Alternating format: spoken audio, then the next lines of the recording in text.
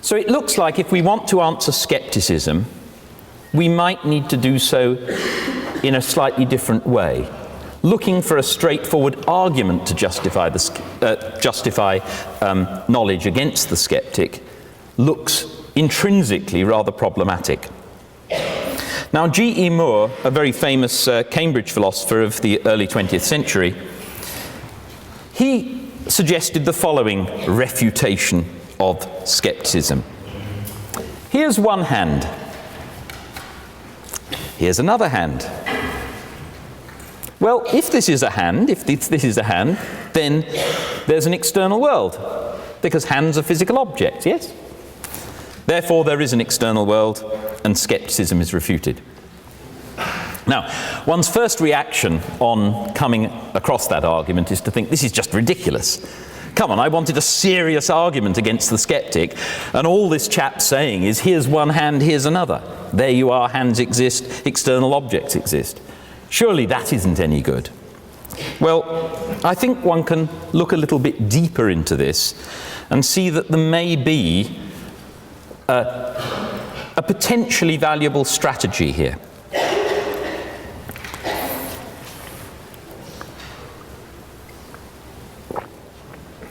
Now, two very well-known forms of argument are dignified with ancient Latin names.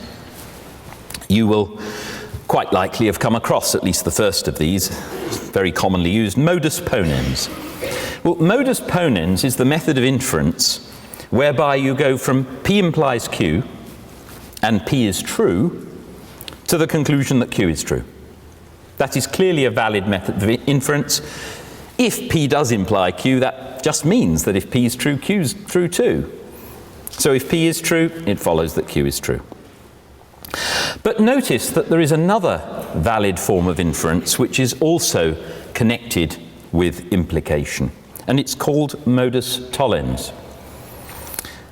P implies Q, Q is false, therefore P is false. Think about it for a moment, check you agree, that is a valid form of inference. If P implies Q, that means if P is true, Q has to be as well. So if Q is false, P can't be true. So, unlike the other two methods of inference, you can't say P implies Q, Q, therefore P, that's invalid. And it's invalid to say P implies Q, not P, therefore not Q. But these two are both above reproach. Now what that means is that if you have an implication, P implies Q, you can't only argue forwards, you can also, as it were, argue backwards. So let me give you a practical example of this. If you look in the Bible, in chapter 20 of Deuteronomy, you will find that the Jews are supposedly commanded to annihilate 6 whole nations of people who have the misfortune to live in the cities that the Lord your God has given you for an inheritance. And you're told to save alive nothing that breathes, but utterly destroy them.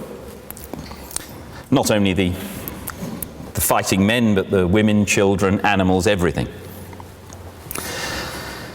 Now you can imagine a religious fundamentalist who argues like this. Everything in the Bible is true, therefore genocide is sometimes desirable. But you can imagine a philosopher arguing in the opposite way. Genocide is never desirable. Therefore, not everything in the Bible is true. Now, the point here, what this highlights is this. The two people who argue in these ways are obviously disagreeing, but we can focus that disagreement on the two underlined premises. They can agree about what the Bible says. One of them is starting from the premise that everything in the Bible is true. One of them is starting from the premise that genocide is never desirable. And you can ask yourself, well, which of those two do I hold more strongly? And I think most people would say the latter has a lot more to commend it than the former. And this is the sort of thing that could give pause to somebody who starts off from the premise that everything in the Bible is true.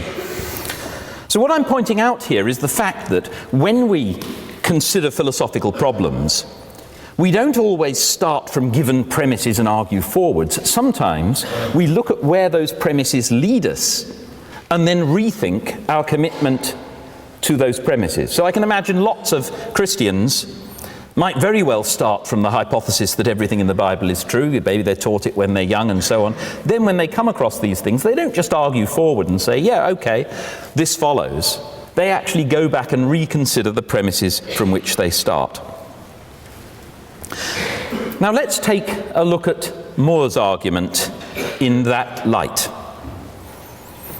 If this is a hand, there is an external world. Okay? Because if this is a hand, it's an external object and physical object, and therefore there is an external world. So that's agreed. And More is effectively saying, we know this is a hand, therefore we know there's an external world. Whereas the skeptic says, we don't know that there's an external world, therefore we don't know that this is a hand. Think of that in the light of one person's modus ponens. One person wants to argue forward, one person wants to argue backwards. More can perhaps plausibly claim that his premise, we know this is a hand, is more plausible than the premise of the skeptic, we don't know that there's an external world. That, after all, is a very difficult theoretical claim, the claim that we do not know that there's an external world. The claim that we know this is a hand might seem, when you put the two against each other, to have more to commend it. So in effect, what More is saying is that Descartes is wrong to put all the onus of proof on the person who wants to oppose the skeptic. The skeptic, too, is making a substantial claim that we do not know certain things. Maybe that needs to be put against the claim of ordinary believers that they do know such things. Okay, well, probably most of us would like to agree with More. We'd like to think, yes, we do know that this is a hand. But the argument still seems rather crude. It looks as though we want some sort of philosophical argument rather than just a bare common sense claim to justify knowing that this is a hand.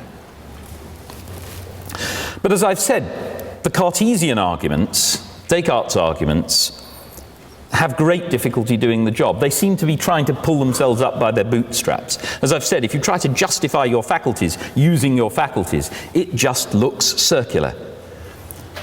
So trying to get anything more substantial than More's argument, which does seem rather thin, or can do certainly from many perspectives,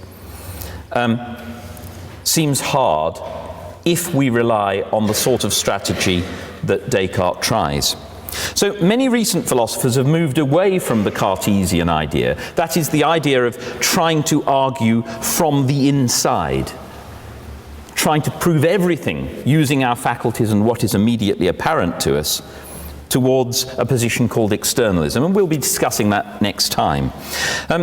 If you've covered induction at all and looked at Meller's approach to induction, I mentioned it last time very briefly, you'll see that there's a close similarity there as well. Externalism has become a very popular way of addressing the skeptic. Okay, so I'm putting that on one side till we come back to knowledge.